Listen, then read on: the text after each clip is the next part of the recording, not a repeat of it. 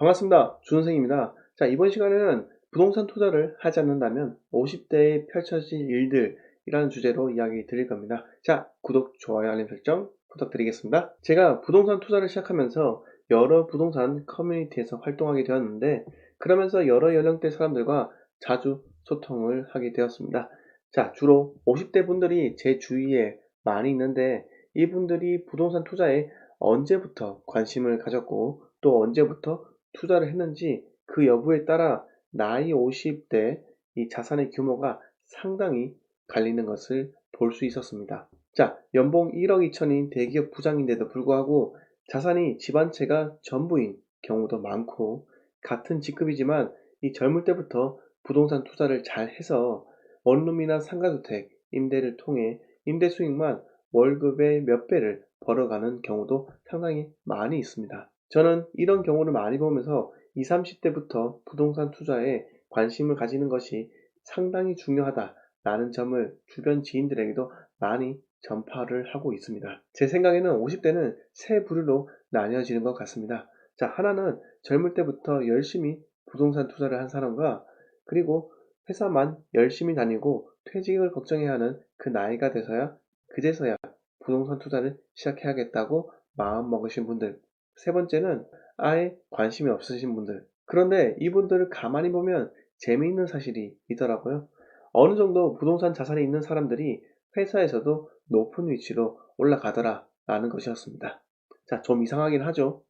회사를 다니면서 오로지 회사만을 위해 열심히 일한 사람들보다 부동산 투자를 통해 어느 정도 자산을 형성한 사람들이 더 높은 위치에 올라가다니, 어떤 분들 생각에는 말도 안 되는 소리를 하고 있네 라고 생각하실 수도 있습니다. 그런데 여러분, 생각을 한번 잘 해보세요. 회사가 추구하는 궁극적인 목표와 방향은 무엇인가요? 바로 영리 추구를 통한 이 수익 창출입니다. 수익적인 마인드를 가진 사람은 회사에 정말 필요한 인재이고요. 회사에 가져다 주는 이익이 큰 것은 누구나 다 아는 진리인데요. 이렇게 부동산 투자를 성공하신 분들은 이미 성공한 경험을 가지고 있으며 수익을 얻는 방법을 이해를 하고 있기 때문에 회사가 필요한 인재에 가까워질 수 있는 겁니다. 자, 자본주의 세상에는 수많은 종류의 시장이 있습니다.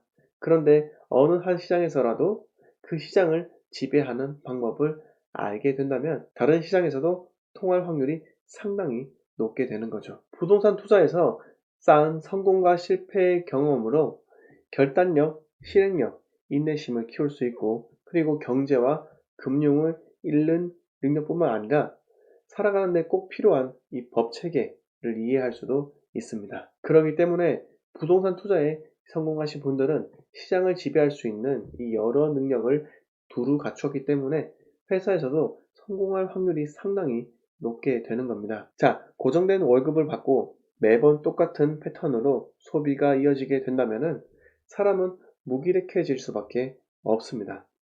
하지만 월급을 부동산 투자를 위해서 이 대출, 이자 상환 등에 사용하게 된다면 더욱 열심히 일하게 만드는 원동력이 될 수도 있습니다. 이렇게 투자 성공으로 자산을 축적하신 분들은 결국 본인의 내공이 상당히 길러졌기 때문에 회사에서도 업무를 하는데 이 자신감을 뿜을 수 있게 되는 겁니다. 맞벌이 가장이 외벌이 가장보다 회사에서 더 높은 위치로 승승장구할 수 있다는 이 말이 있습니다.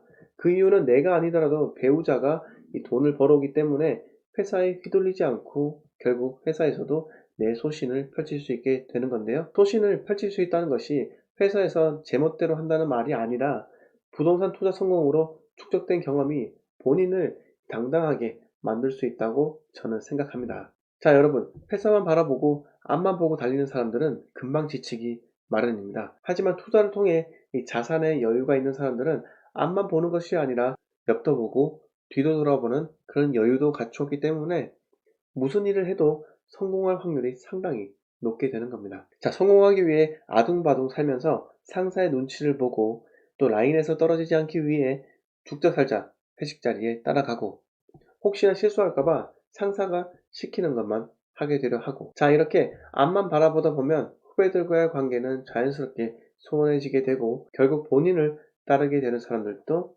없어지게 됩니다. 그렇게 해서 직책자리 하나 꿰찬다고 해서 후배들이 진심으로 따르겠습니까? 본인이 가진 인사권 때문에 따르는 척이나 하게 되는 거죠. 높이 올라갈수록 본인을 추종하는 세력들이 많아야 그러한 사람들을 회사에서도 더 높은 위치에 올리게 되는데, 수익적인 마인드도 없고 그냥 냅다 일만 하는 사람은 회사에서도 선호하지 않는 인재라 저는 생각을 합니다. 마지막으로 부동산 투자에 성공하신 분들은 사회가 어떻게 돌아가는지에 대해 관심도 높고, 그리고 정보도 상당히 많이 가지고 있기 때문에 대인관계에서 쉽게 물꼬를 틀 수 있는 여러 가지 무기가 상당히 많습니다. 여러분, 부동산 투자는 단순히 돈만 벌고자 하는 것이 아닙니다. 이러한 투자의 경험으로부터 여러분들은 자산 증식과 그리고 회사에서 승진이라는 두 마리 토끼를 잡을 수 있게 된다고 저는 생각을 합니다. 저는 50대가 되면 우리 애가 결혼하면 어떤 집을 사줄까, 얼마짜리 집을 사줄까, 이러한 고민을 하려고 합니다. 이게 제가 부동산 투자를 하는 가장 큰 이유입니다. 대학까지 보내줬으면 됐지 뭘 더 바라냐, 아빠 엄마도 노후 준비를 해야지, 결혼은 네 돈으로 해라. 저는 50대에 자식한테 절대 이런 이야기를 하지 않을 정도의 기반을 갖추기 위해서 오늘도 부동산 공부를 하고 있고, 그리고 계속해서 투자를 할 겁니다. 오늘 내용 여기서 마치도록 하고요. 영상 마음에 드셨으면 주변 지인들에게도 널리 공유해 주시면 감사하겠습니다. 자, 구독, 좋아요, 알림 설정은 본 채널이 성장하는 데 큰 도움이 됩니다. 감사합니다.